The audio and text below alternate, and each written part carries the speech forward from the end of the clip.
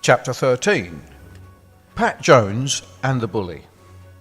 At this time, Pat Jones was in his final year at school. He would have been 15 years old, and he informed me of a bully who would relentlessly give him grief at school. The school was the Grange Secondary Modern School, the school that I attended until June 1966. One day at the evening youth club held at the school, I decided we would sort this bully out. So I instructed Pat Jones to do as I said. I was dressed in my long Crombie overcoat, which my mum had altered to make it fit, and inside I kept a long, heavy rubber torch, which was ideal use for a cosh. Now, it was not too hard to break a man's skull, not too short to do no harm, just about right to knock someone on the head, and if hard enough, knock them out. This was the plan. We were to go to the youth club and search out this bully. The Grange Youth Club was held behind the school buildings in some prefabricated buildings. It was early evening and not too dark, and a few people were around. Here we looked out for this bully.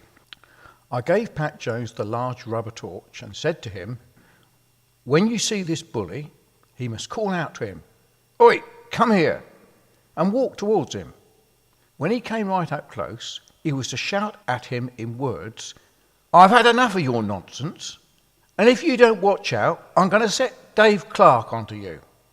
He was then to point in a direction away from him so as to make him turn around and say to the bully, 'Look, he's over there.' Now when he turns around, he was to hit him on the head as hard as he could with the rubber torch. Then say, 'Now I'm going to do it again,' and roar at him. The plan went perfectly. We saw the bully dressed in a denim jean jacket. He had slight ginger hair, curly. I'm sure his nickname was Ginger. And I'd never met him before. Pat Jones shouted out to him, and sure enough the bully came walking like a gorilla with his arms swinging by his side, almost running up to get Pat Jones, eager to get him. I was happy. This was where he was going to get the treatment. Pat did exactly as I instructed.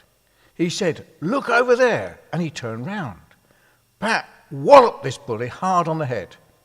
Every eye was on these two in conflict. The bully was stunned, and his hands went up to his head to hold his head as it hurt so much.